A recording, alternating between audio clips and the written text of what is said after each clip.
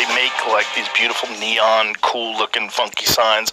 And my buddy Brigham actually bought it for me, like when I moved here. And I was like, wow, what a cool sign! Like, wouldn't that be nice if it was like in the studio behind me? And so it wasn't on purpose. It wasn't by design at all. And so once he did it, but the UFO was his idea. Yeah, it was before we even decided to call it the mothership. Yeah. But I'm easy to figure out. I mean, I got a fucking Bob Lazar UFO on the desk. I got fucking stars on the ceilings. I have a alien head in the sky. Yeah, I'm a dork. It's easy to, I mean, it's not like, wow, how do you know you like UFOs?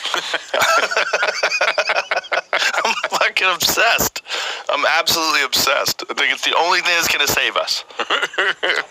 So, outlive the science and art of longevity. This is a big one, buddy. Look at this. Look at all this. There's a lot of information in this. Not a lot of pictures. No pictures? No, there's some. I need pictures. There's some. There's some. No, it's, is it out now? Yeah, out today. Today. Beautiful. How long did it take you to write this? 6 years. Wow. 6 years. And I know that's like 6 years of actual work, too. Yeah, I mean, I rewrote it twice. So there's kind of version 1, version 2. This is version 3. What did you change? So the first version got basically thrown out by the publisher because they said, this is way too technical. There's no narrative. There's no story. It's being written to just a very tiny sliver of the world. Basically, it's like the book you would write to scientists or maybe physicians. Right. So then there was kind of version 2.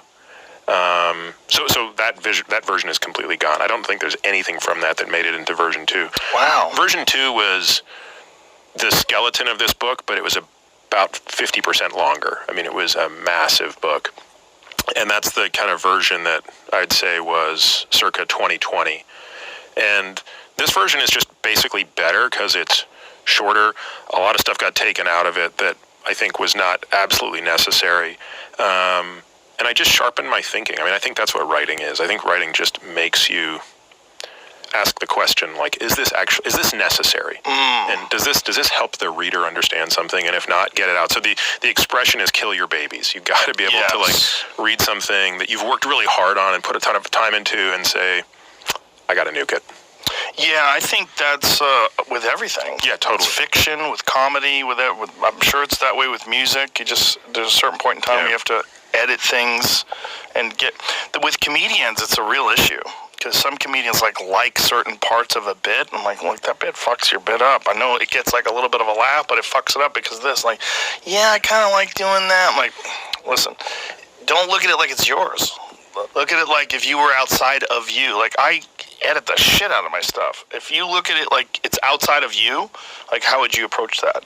But that's very hard to do, because if you write something, I mean, 6 years, right? 3 different versions, just a lot of you invested in this book. So it's like, it's very difficult to just like chop stuff up and just fucking throw it away. All the time and all the thinking And there was a whole appendix that never made it in. So one of the things I wanted to do was pick like the 20 most important drugs, hormones, supplements that I think are relevant, and write just quote unquote 10 pages on each. I didn't go into it thinking it would be 10 pages. I thought I'm just going to write the essentials on these 10 things. Kind of rapamycin, metformin, nicotinamide riboside, those sorts of things. But then it turned out it was taking me 8 to 10 pages per. And the publisher's like, yeah, there's no way you can have a 200-page appendix on a 450-page book.